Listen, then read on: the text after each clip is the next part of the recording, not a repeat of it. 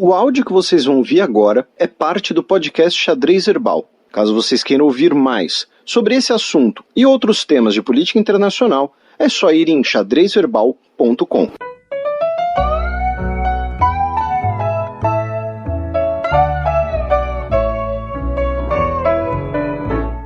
Check.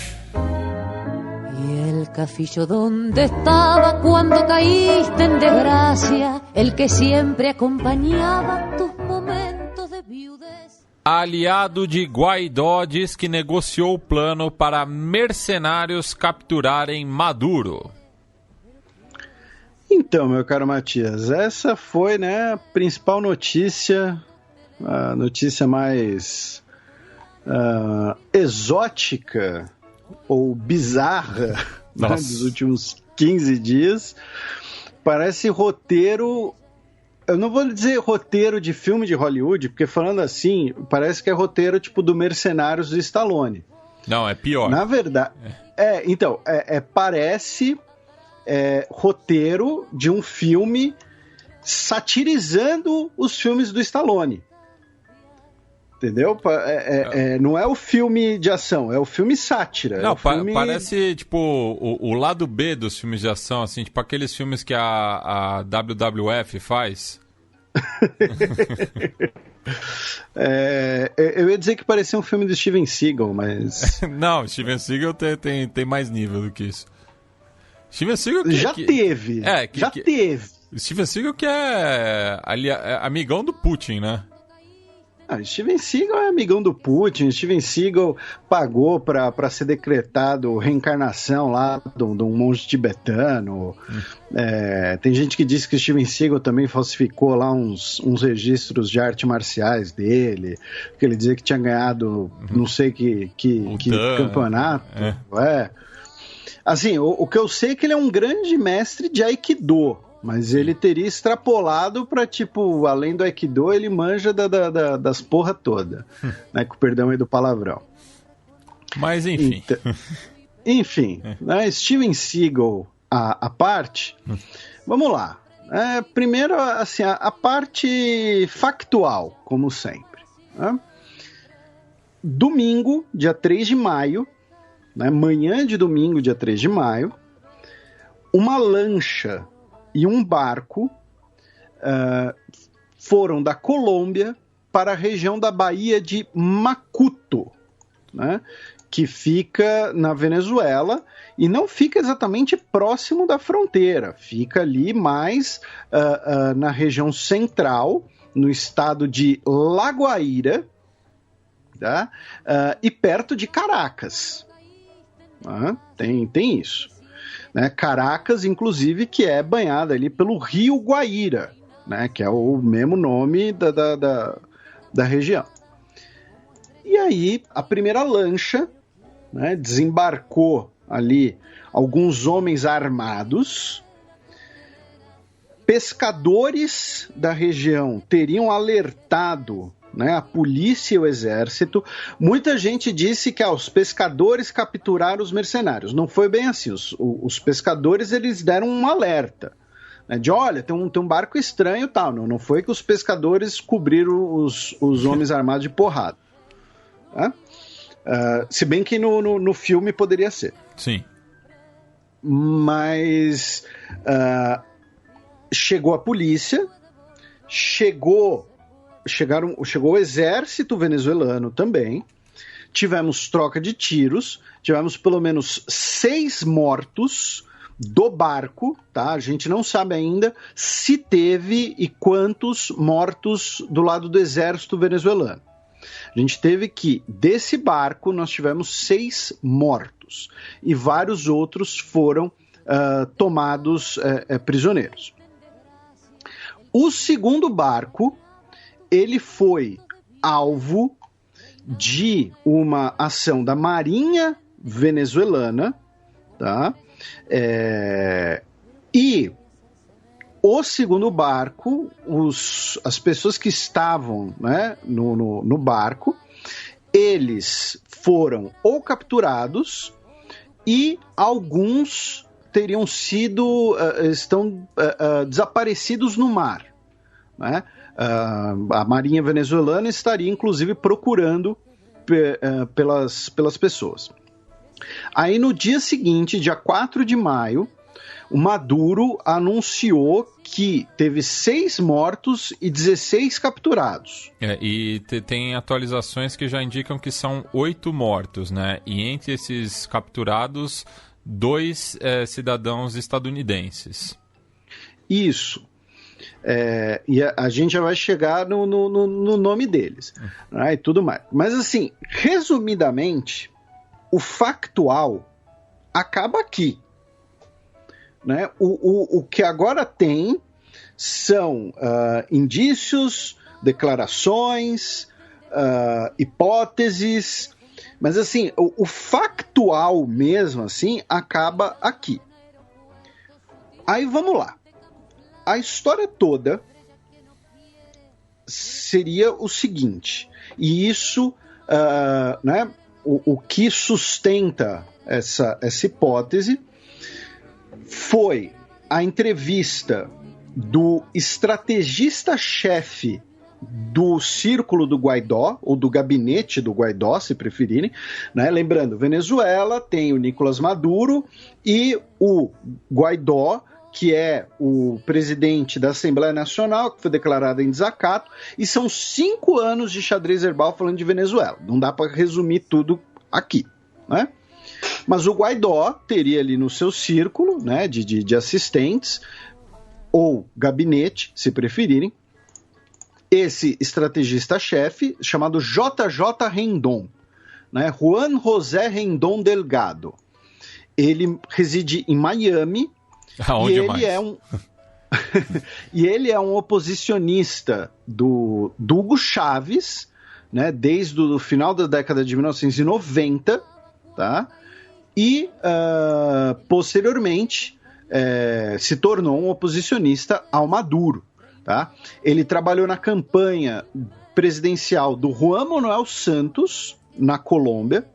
Ele trabalhou na campanha do Peña Nieto, no México, e no início da sua vida, da sua carreira, ele foi assistente da campanha do Carlos Andrés Pérez, que foi o presidente entre 89 e 93, ele foi presidente em 2 ocasiões, 74, 79 e depois 89 e 93, que foi o presidente durante o Caracazo, né, que foi um grande ali massacre de manifestantes por conta da situação econômica na Venezuela no fim dos anos 1980. Isso a gente retrata bem no Fronteiras Invisíveis sobre a Venezuela, né? A situação política atual a gente não consegue cobrir, né? Afinal é bastante complexa. Isso. E o Caracazo tá ligado à própria ascensão do Chávez e tudo mais. Sim. Então, assim, a carreira política do Rendon remete a esse período. Quer dizer, começa nesse período, né? Ele estava ali no início da sua carreira, ele é nascido em 1964, ou seja, na eleição do Carlos André Pérez, tinha 25 anos ali. E aí ele deu uma entrevista para o Washington Post e para a CNN em espanhol, em que ele falou basicamente o seguinte... Que dia é isso, olha, Felipe? A entrevista dele para a CNN em espanhol foi na noite do dia 6 de maio, antes de ontem. Tá, não, porque tem um artigo também na Associated Press do dia 1º de maio que já dá indícios, né, dessa movimentação. Inclusive, então, é um artigo bastante robusto, né? Isso, esse artigo é meio que a pedra de Roseta da história, porque é muito bizarro isso. Assim, vamos lá.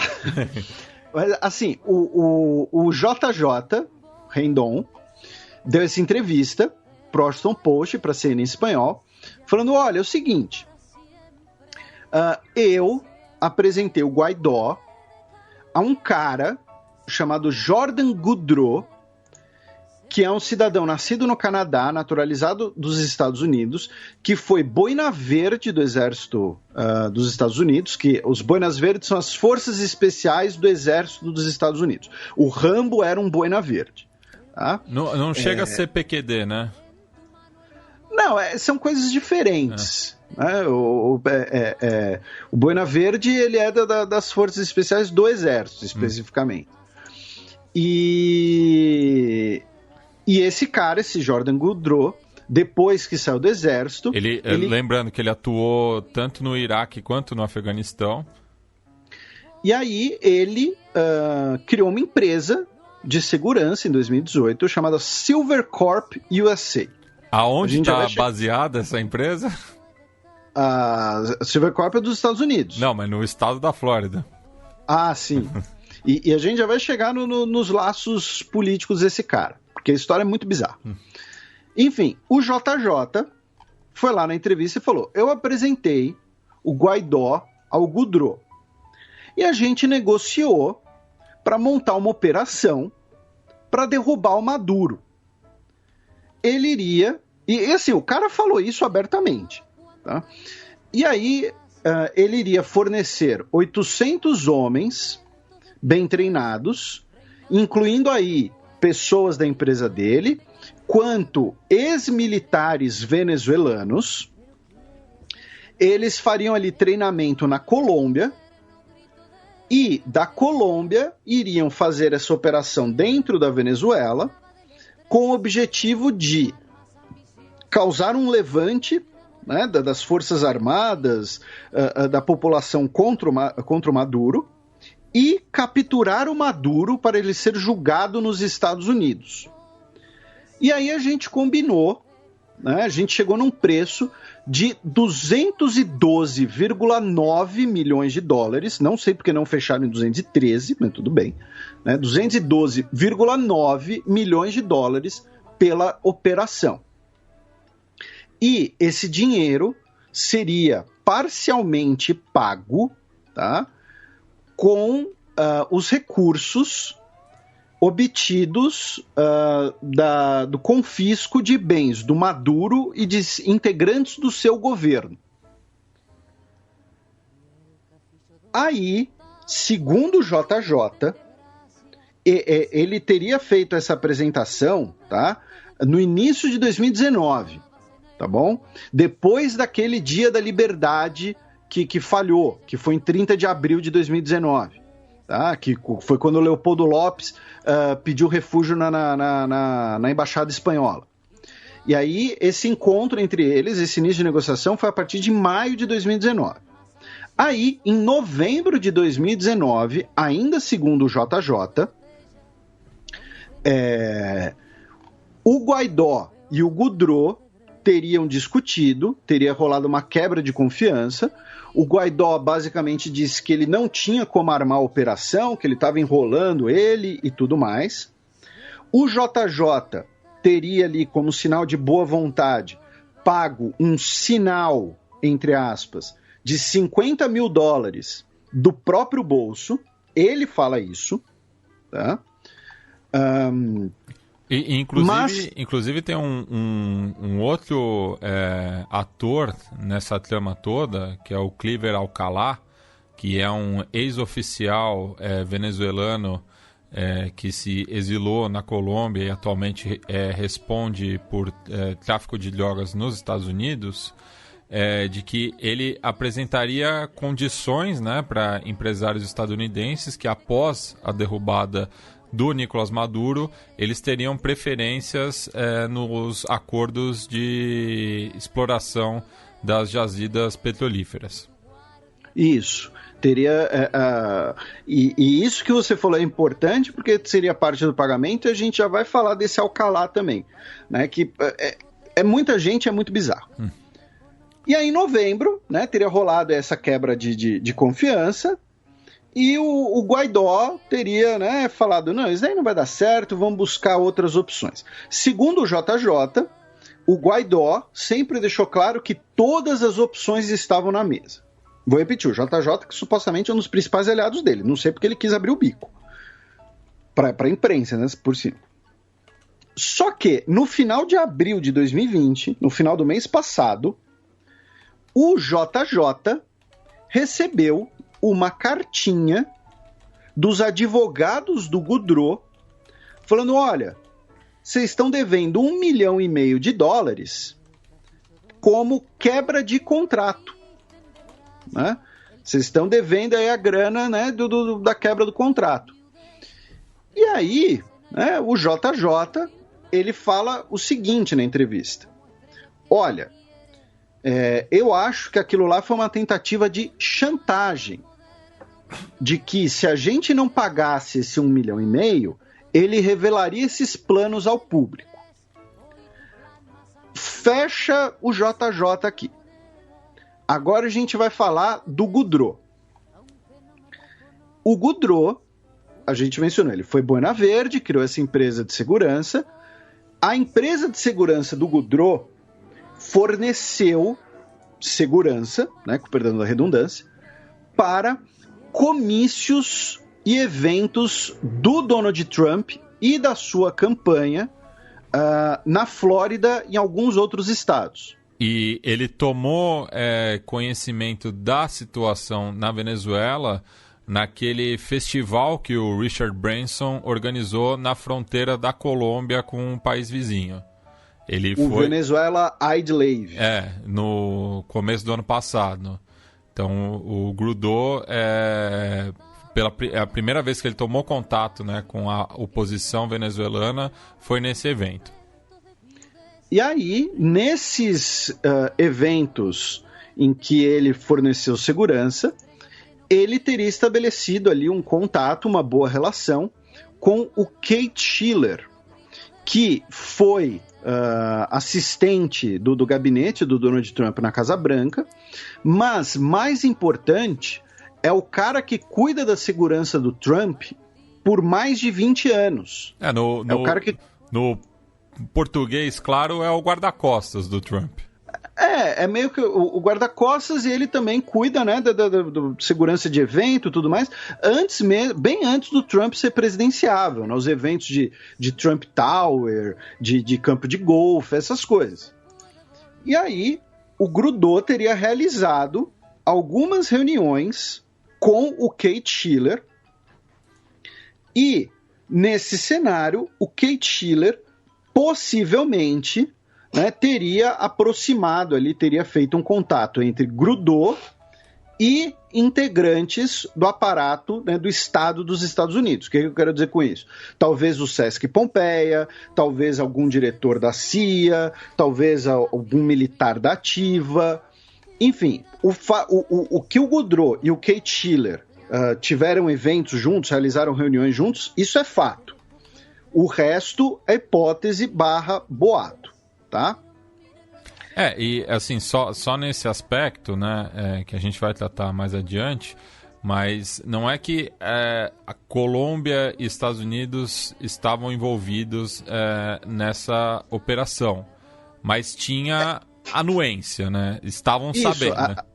A gente não tem como saber direito ainda, né, o grau todo. A gente só vai saber quando sair o filme.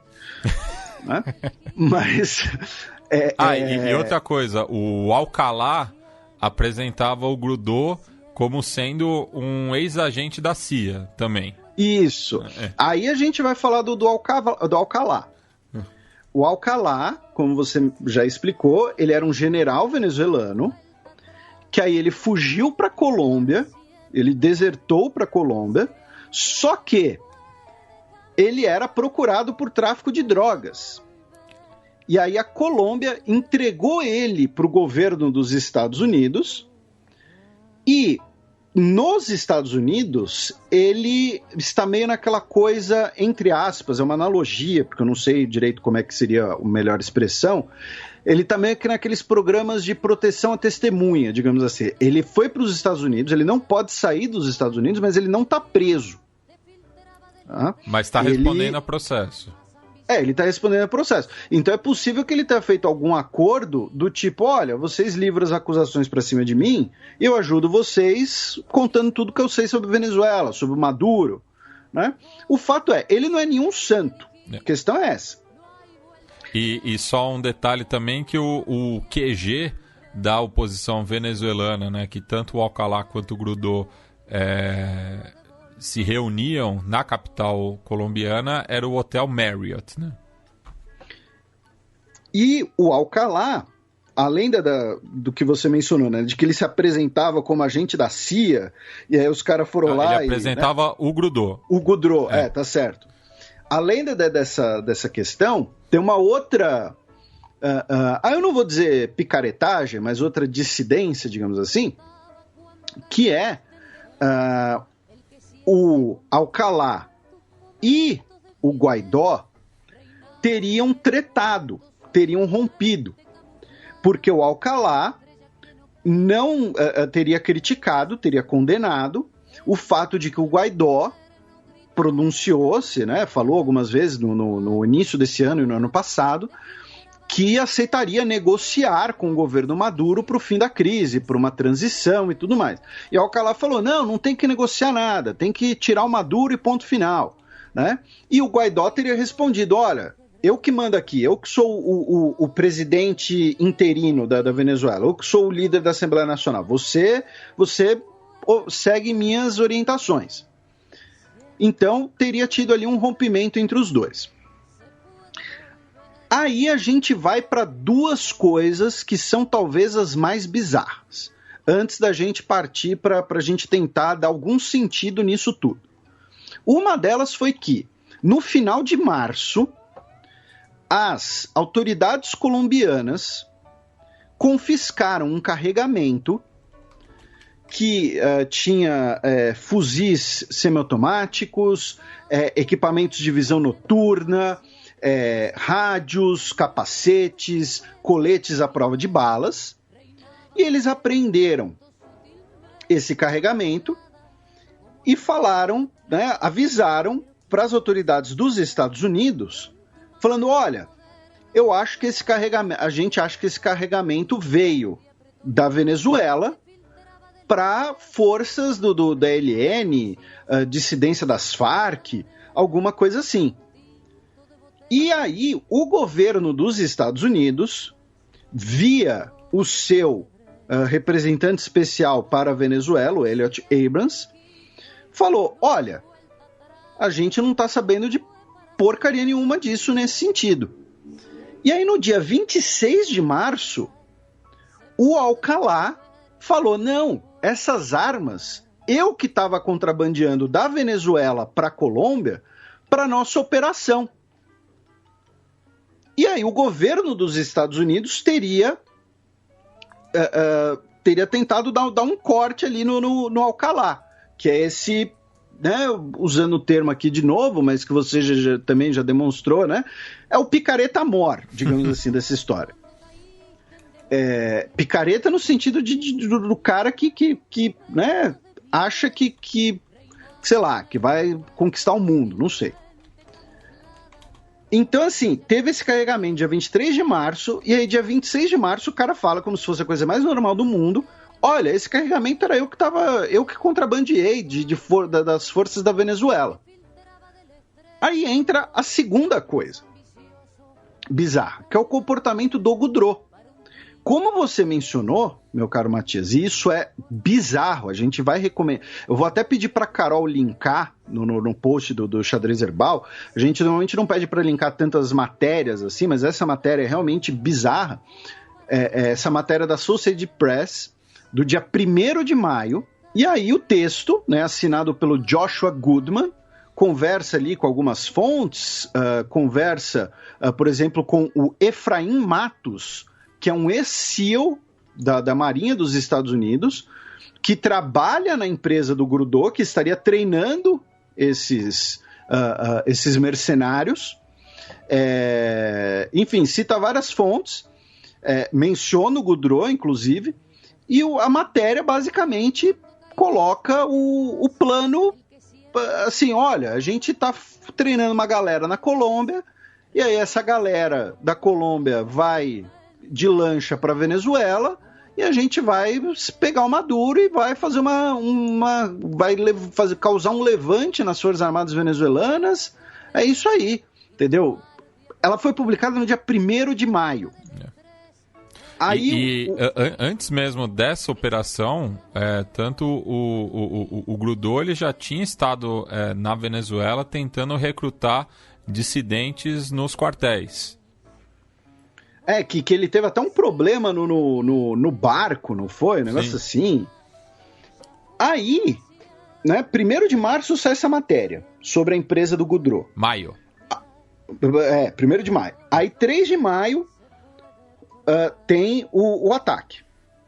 E aí, durante a semana, mais precisamente no dia 5 de maio, o Washington Post publica o contrato, tá, que vocês podem acessar o PDF, tá, livremente. O do Washington Post já está replicado, já está colocaram na Wikisource também. São 41 páginas. O contrato entre a Silvercorp e a administração venezuelana, que é como é chamado, né, o governo Guaidó no documento, estabelecendo lá o preço de 212,9 milhões de dólares, que ia fazer isso, fazer aquilo, bababá, bibibi. E aí, o nosso ouvinte pode se perguntar, nossa, o Washington Post, nossa, os caras são bons mesmo, hein, conseguiram o contrato e tal.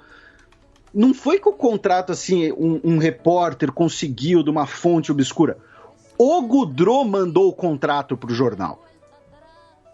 O Gaudreau falou, olha, tá aqui o contrato, entendeu?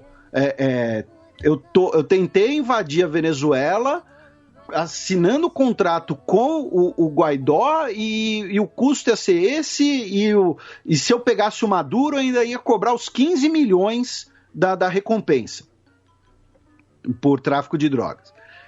Então, assim, é uma coisa muito louca.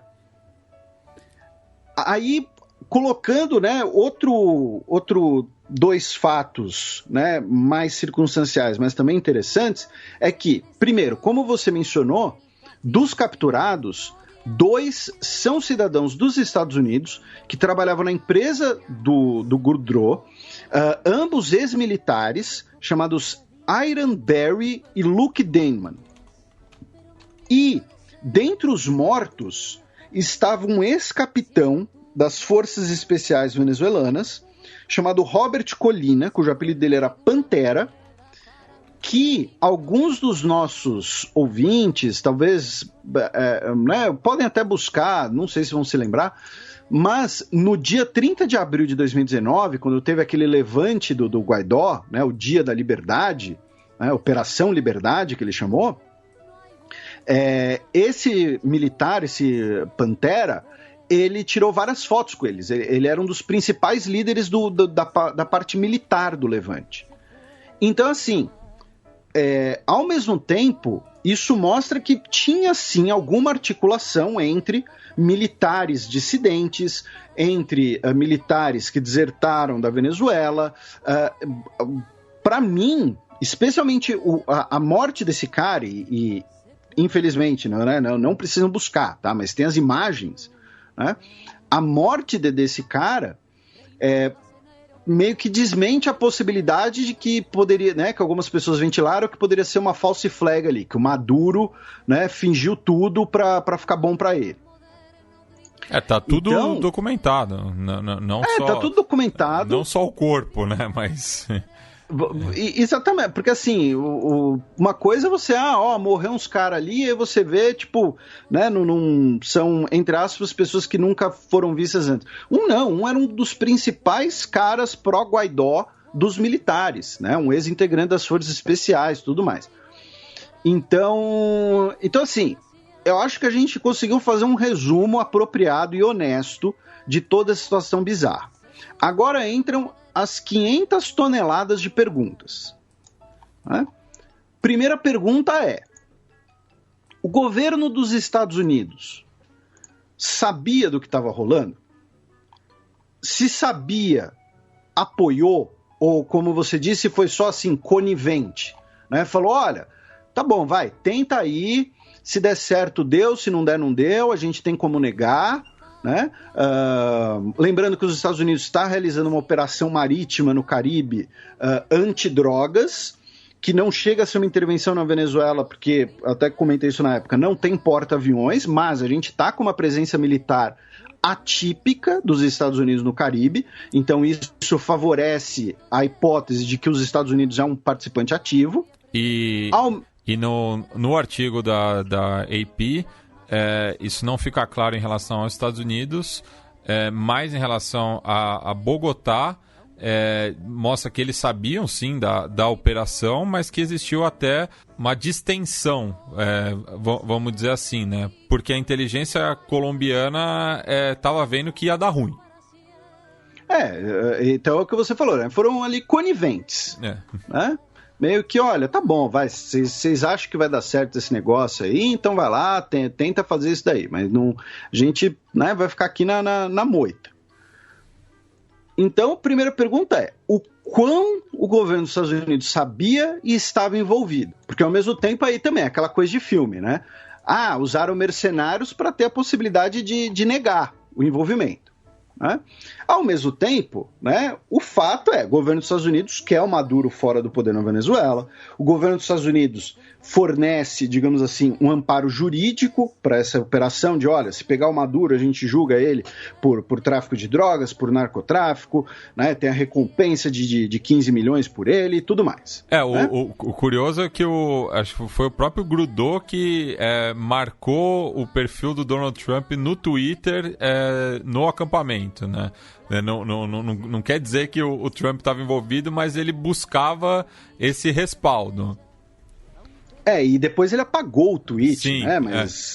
Mas alguém salvou o print e tal. Aí a segunda hipótese foi o Guaidó que fez tudo, né? Com talvez a conivência dos Estados Unidos, da Colômbia, mas foi o Guaidó que olhou e falou, olha, é o seguinte, JJ, cara, chamar o cara de JJ é muito, né? Eu lembro de um empresário aqui do setor de mídia esportivo brasileiro, né, que também é assim, um cara super, né? Tem uma ficha corrida aí. Mas, enfim, não quero falar de ninguém. Ele chegou e falou, olha, JJ, a gente tem que tirar o Maduro a qualquer custo, né? Cansei aí dessa disputa política. Então, vamos levantar uma grana aqui entre as dissidências, vamos ver o que a gente consegue fazer depois do Maduro e tal, mas então vamos bancar uma operação militar com mercenários e com veteranos para a gente derrubar o Maduro, vamos chutar a porta, né? Então, tem essa hipótese. A terceira hipótese, que na verdade não é nem terceira, né? 2.1, que foi... poderia ser, né, pode ser, o picareta do Alcalá, meio que falando, olha, Guaidó, você é muito bundão, entendeu? Você é muito bunda mole, você tá aí há 2 anos nessa coisa de presidente interino, de conseguir apoio, não resolveu nada. O meu tá na reta, os caras querem me pegar por narcotráfico, eu preciso aqui queimar uns arquivos, queimar umas provas, então, quer saber, eu vou tocar esse negócio aqui, eu vou tocar essa operação e você não manda mais em porcaria nenhuma. Quem disse que a boca é tua. Né? Então, também pode ter essa. Né? E aí o JJ, né, tentou ficar ali entre os dois e tudo mais, tentou fazer uma solução de meio campo, mas enfim, a segunda hipótese é basicamente, foi a oposição venezuelana que realizou a operação. Aí nós temos a terceira hipótese, que é talvez a mais maluca, mas eu não duvido. Que é o seguinte, esse Goudreau, né, você mencionou uma coisa que foi muito interessante, né? Ele tweetou lá querendo chamar a atenção do Trump. Ele é um cara que tentou, né, prestou serviços para a campanha do Trump, tentou se aproximar ali do conselheiro tal e tudo mais, né, ex-militar e tal, teria sido, né, apresentado lá como agente da CIA. Então, assim, ele pode ser um cara que, assim, ele quer chamar atenção, ele quer conseguir mais contratos, ele pode ser meio falastrão. Então, assim, tem uma hipótese de que o Goudreau ele pode ter tentado ou passar a perna no Guaidó. Ó, Guaidó, a gente assinou o contrato. O Guaidó, inclusive, só para constar, o Guaidó nega que seja a assinatura dele no contrato que foi publicado. Tá? O Guaidó nega que seja a assinatura dele. Então pode ter sido que o Goudreau falou, olha, você assinou o contrato e não cumpriu, eu fui lá e tentei te cobrar 1,5 milhão, você não pagou, então quer saber, eu vou jogar aqui no ventilador, vou dar sinal verde, mesmo sem estar tudo organizado, porque quem vai se ferrar vai ser você, Entendeu? Ou então, vou tentar aqui a operação. Se não der certo, é o Guaidó que se ferra. Se der certo, eu que sou o herói. Eu que capturei o Maduro, eu ganho 15 milhões, eu depois cobro 200 milhões do Guaidó, eu viro amigo do Trump, consigo mais contratos gordos, né, nesse meio aí dos mercenários, que a gente tem que falar mais sobre isso também, que é uma coisa que está crescendo muito de forma quase, né, de forma às vezes até meio complicada. Então, tem essa hipótese também, que o Goudreau, que assim, a operação já estava sendo construída, ele foi inserido na operação, e aí o Guaidó, o governo dos Estados Unidos, quem for, falou, olha, melhor não, por enquanto não, tá muito mambembe, e o Goudreau foi lá e falou, olha, quer saber, dane-se, eu quero minha grana, eu quero ficar famoso, eu quero ficar amigo do governo dos Estados Unidos, eu vou realizar essa porra aqui, né, vou passar a perna aí nesse bundão desse Guaidó. Então também tem essa hipótese, eu não consigo descartar essa hipótese, até porque é muito midiático, digamos assim, para ser tudo ali na moita, tudo ali, entendeu, de forma obscura, né? Então, tem essas três questões aqui, e claro, elas podem inclusive se somar, né? Uma colaborar com a outra, uma não exclui a outra necessariamente. São as perguntas que a gente ainda precisa de respostas, né? Qual o nível de envolvimento do governo dos Estados Unidos, né? Se o Guaidó deu ou não sinal verde, né? Da onde viriam direito esses 200 milhões de dólares, né? Você mencionou ali a possibilidade de contratos poupudos, né? num governo pós-Maduro. Tem até um dos herdeiros da família Kraft, que é citado na matéria, né? Que ele diz que teve contatos com o Goudreau, mas ao final das contas não acabou financiando nada. Pode ser, né? E assim, né? A Kraft é uma das principais empresas alimentícias, e tem várias outras empresas do ramo, e tem o New England Patriots também, né? Então, são muitas perguntas. Mas aí entra a última pergunta e a nossa, o que a gente já dá para concluir. A última pergunta é: o quanto e como a Venezuela já sabia ou não? Porque segundo o governo venezuelano, eles estavam cientes desse plano, tanto que quando os pescadores alertam que a lancha está vindo, não é que foi ali uma viatura, entendeu, com dois policiais ali estavam patrulhando a rua e começaram a trocar tiro com os caras. Não, a Venezuela, no fim das contas, chegou a mobilizar 25 mil homens, tá, para essa operação, incluindo aí uma vigia da fronteira com a Colômbia, porque o Goudreau, né, eu misturei, né, eu criei um híbrido entre Guaidó e Goudreau. O Goudreau disse também que um grupo estava indo por terra, né? Ele anunciou isso, né? Muito, muito secreto isso. Estratégia do grego? Pois estratégia. Então, assim, a Venezuela mobilizou muitas forças. Então, assim, a Venezuela, o quanto eles sabiam antes, quanto de informações, o quão antecipado e como.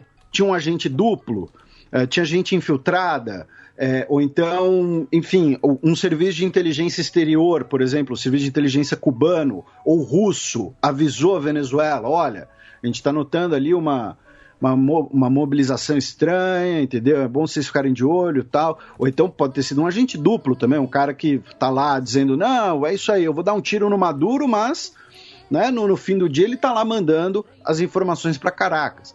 Então também tem essa pergunta. Mas a conclusão o Maduro saiu por cima total dessa situação, né? Foi uma mistura ali de Baía dos Porcos com a operação de capturar o Noriega do Panamá, que foi julgado por narcotráfico. Quando deixou de ser amigo do Bush, né? Ah, sim, do Bush pai, no caso. Quer dizer, devia ser amigo do Bush filho também. Panamá é logo então, ali, assim, né?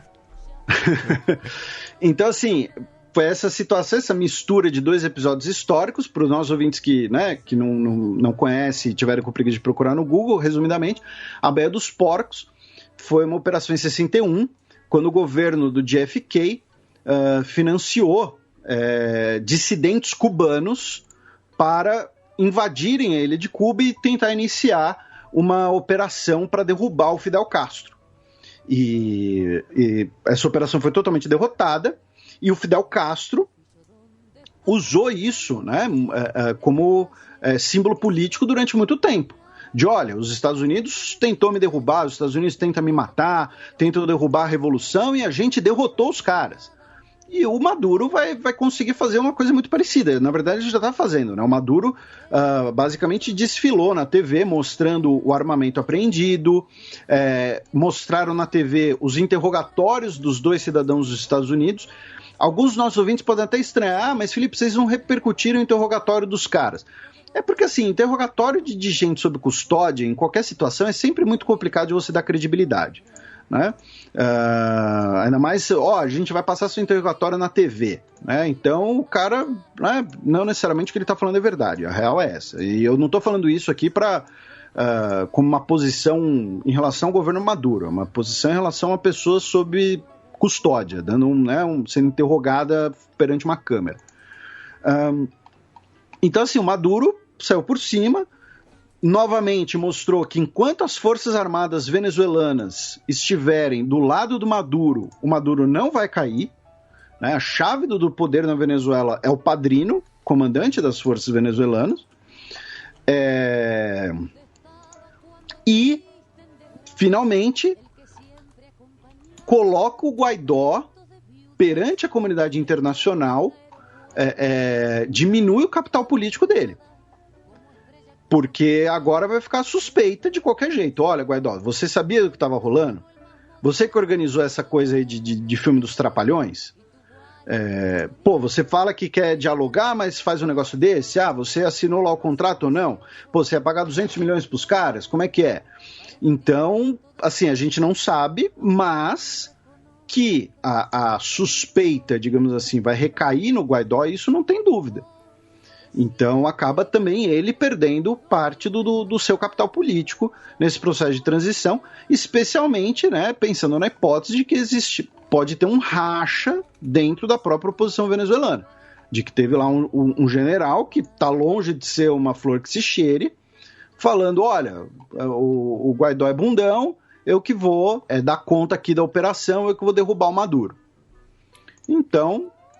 mas acho que a gente conseguiu aqui enfrentar esse desafio e fizemos aqui um apanhado razoável, né, meu caro Matias? Isso, e ainda temos notícias internas da Venezuela, né, já que uma rebelião em uma cadeia no país deixou ao menos 47 mortos.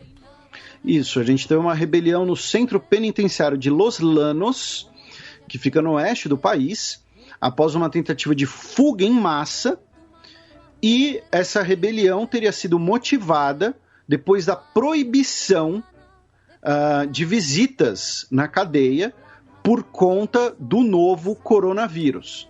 Tá? Segundo o governo venezuelano, não teve ainda nenhuma infecção dentro dos presídios do país, porém, para evitar isso, né, que cancelaram, né, suspenderam as visitas.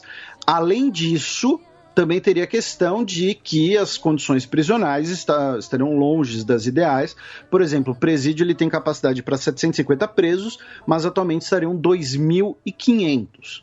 Né? Então, isso teria colaborado para essa rebelião.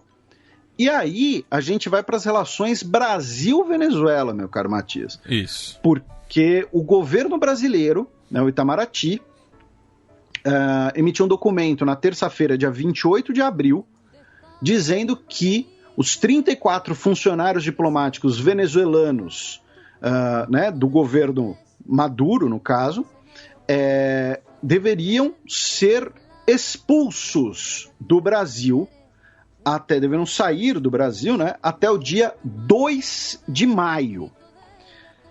E assim, entrando num outro fio da meada, né, não sei se essa operação que rolou na Venezuela, o quanto o governo brasileiro sabia, né, porque assim, colocou lá o prazo do 2 de maio, o ataque foi dia 13, não estou falando que uma coisa está ligada com a outra, mas, né, nessa incerteza toda que a gente está, Aí tivemos, né, o governo venezuelano dizendo que isso é uma clara subordinação brasileira aos Estados Unidos, que não há necessidade dessa provocação, né, do governo brasileiro, e que os diplomatas venezuelanos, em meio a essa pandemia de Covid-19, vão continuar auxiliando os cidadãos venezuelanos que estejam no Brasil.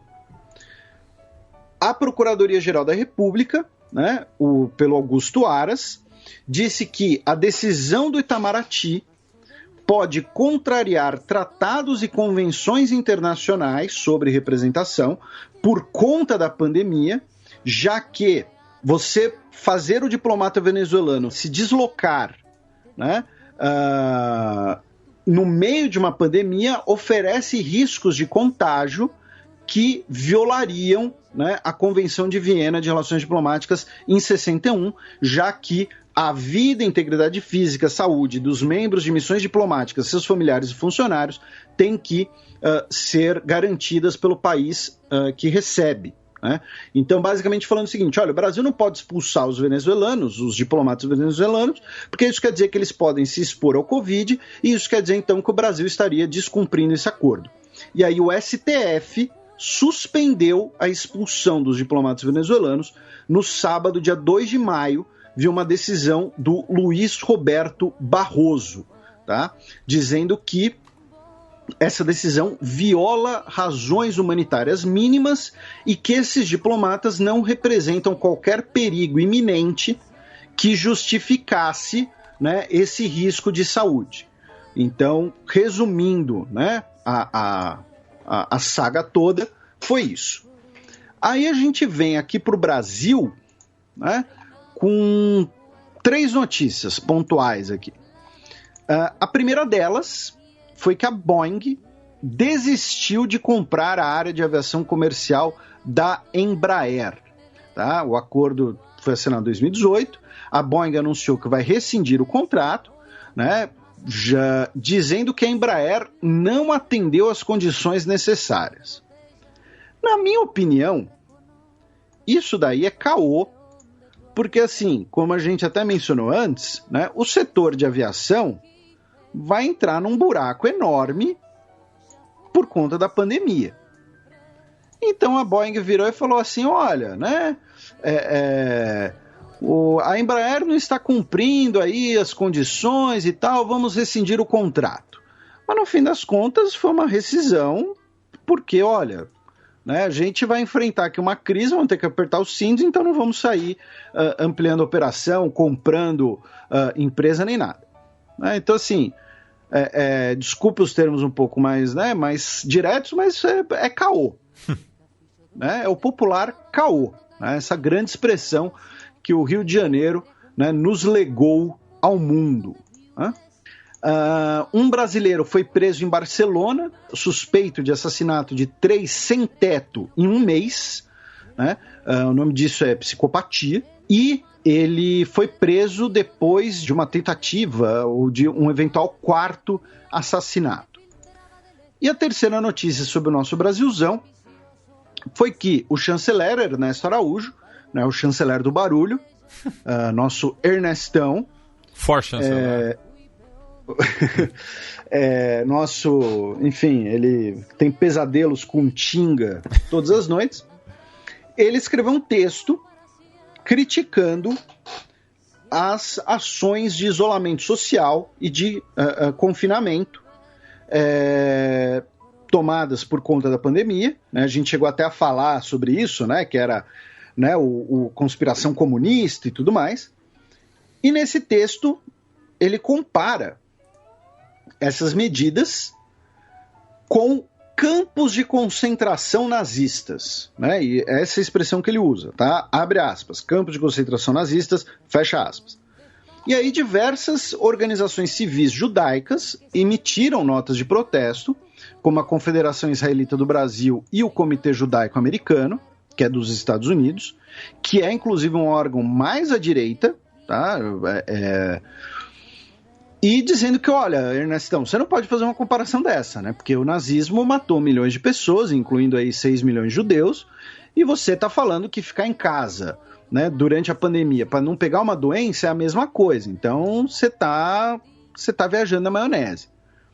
E eu até escrevi um texto sobre isso lá na Gazeta, né? Faço aqui o jabá, o bingo, e quem, né, puder ler, quem quiser ler, fica à vontade, acho que pode ser uma leitura interessante, que na verdade é um problema de nomenclatura que a gente até abordou aqui antes, que a expressão campo de concentração nazista, ela é um pouco frágil demais, porque campo de concentração é uma coisa, campo de concentração teve no Ceará, como a gente explicou no Fronteira sobre o Estado, teve na Guerra dos Boeres, teve nos Estados Unidos durante a Segunda Guerra Mundial, a comunidade nipo-americana foi confinada em campos de concentração. Principalmente na costa oeste.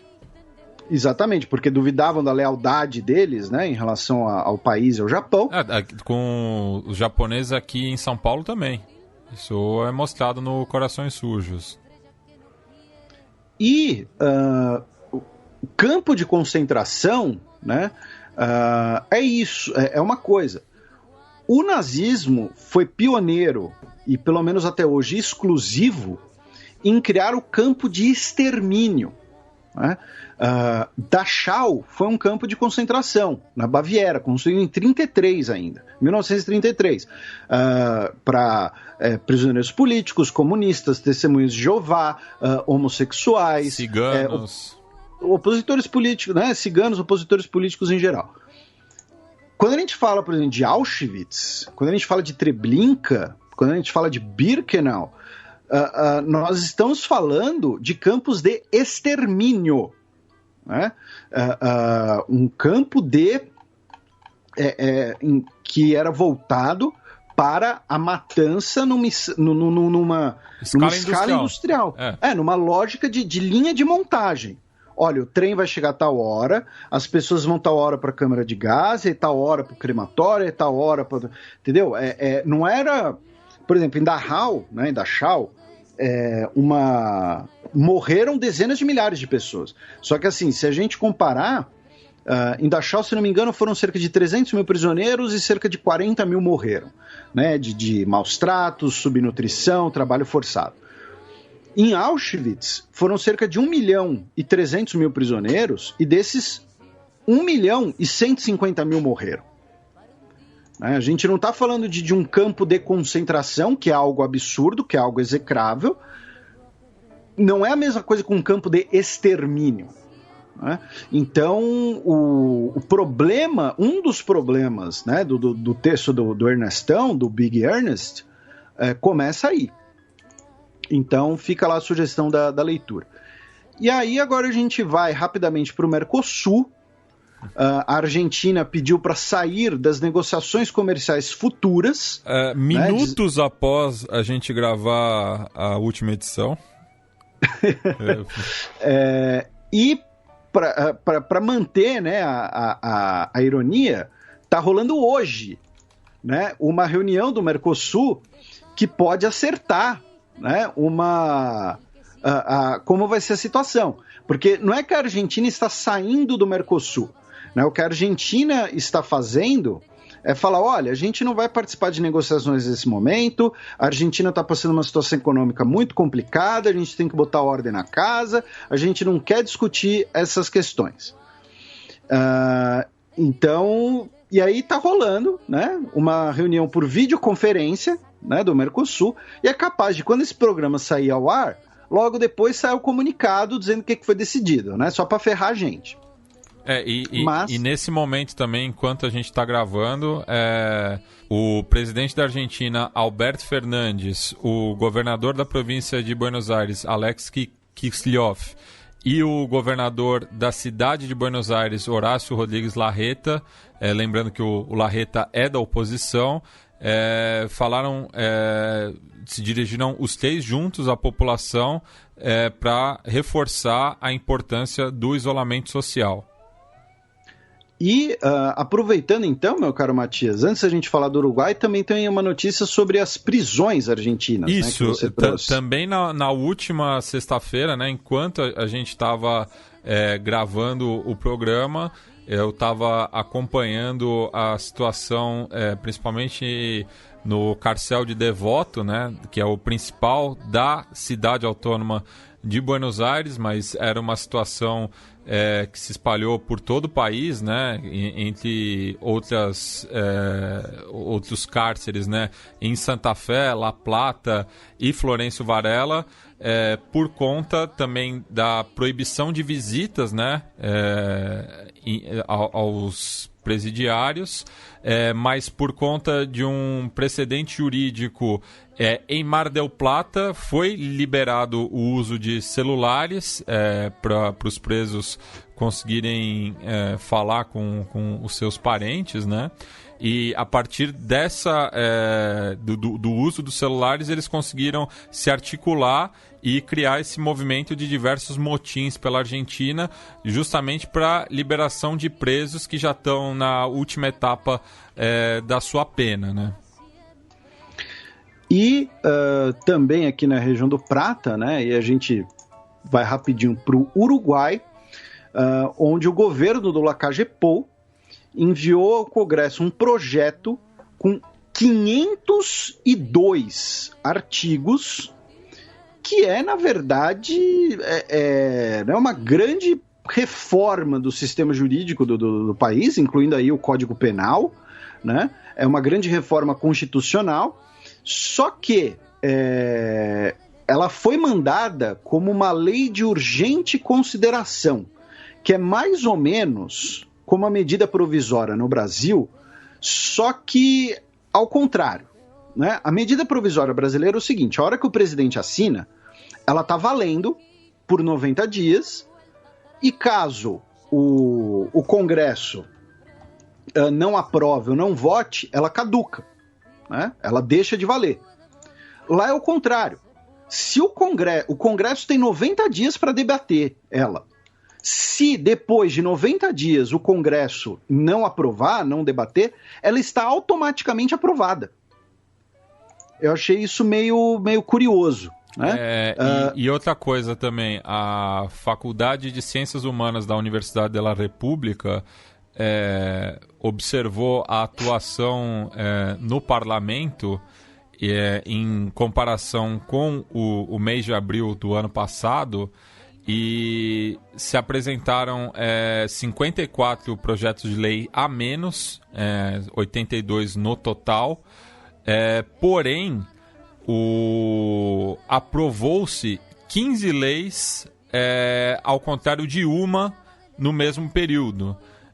Então a nova configuração do parlamento uruguaio tem sido mais proativa, vamos dizer assim, em relação ao governo, mesmo com essa questão da pandemia, né? Porque, inclusive, no site de La Diária, mostra a sessão do parlamento presencial, com todos os parlamentares usando equipamento de proteção individual. A máscara e o visor, né? E, além disso que você mencionou, meu caro Matias, só para evitar que uma confusão e a enxurrada dos nossos ouvintes, juristas, advogados e concurseiros, corrigindo, a MP no Brasil ela vale por 60 dias, tá? 90 é lá no Uruguai, aqui no Brasil é 60. Tá. E aí você falou em Congresso, né? A gente vai para Bolívia, onde o Congresso do país contrariou a Jeanine Áñez, a presidente interina, e determinou a convocação de eleições gerais no país dentro de 90 dias. Eu digo contrariou porque a Jeanine Áñez havia adiado as eleições e determinado, né, que não poderia ter um prazo, né, para convocação por conta da pandemia. Dizendo que, e aí ela fez um vídeo dizendo que o MAS, né, o Movimento ao Socialismo, o partido do Evo Morales, e do Luiz Arce, né, que será o candidato, está cometendo um atentado gravíssimo à saúde e à vida dos bolivianos, e que a decisão foi tomada por um congresso que o Morales manipula conforme a sua vontade. Né? A gente já falou aqui várias vezes de várias eleições que foram adiadas, né, por conta da pandemia. Muito provavelmente deveria ser o caso da Bolívia, e aí vira parte, né, dessa disputa política, porque o MAS é o favorito nas pesquisas, então quer que seja realizada a eleição, e a Jeanine Áñez é quem está no poder, é quem está ocupando a cadeira, mesmo de forma interina. Então, para ela, né, pode esticar o prazo mais um pouco. É mais ou menos como a situação na Polônia, só que com polos ideológicos trocados, digamos assim. Né? Mas o ideal é que eleições, nesse momento, não sejam realizadas. E aí estabeleceram um prazo até agosto, né? Não dá para saber se em agosto a situação estará controlada ou não. Inclusive, esse debate daqui a pouco vai ganhar mais força aqui no nosso Brasilzão. Né? Lembrando que temos eleições municipais, né, para o Brasilzão nesse ano.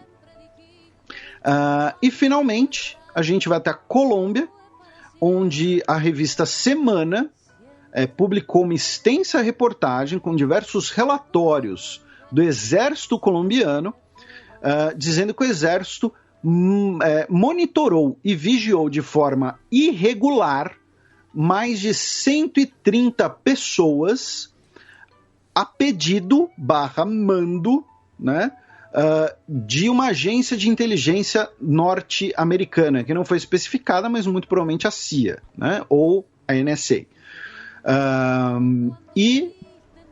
Como eu disse, essas pessoas estavam sendo monitoradas de forma irregular, e essas pessoas incluíam jornalistas, presidentes universitários, tá?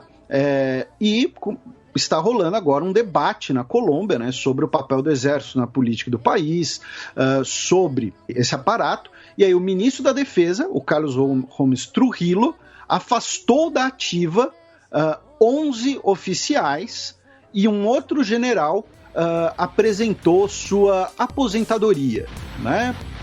Talvez por livre e espontânea pressão.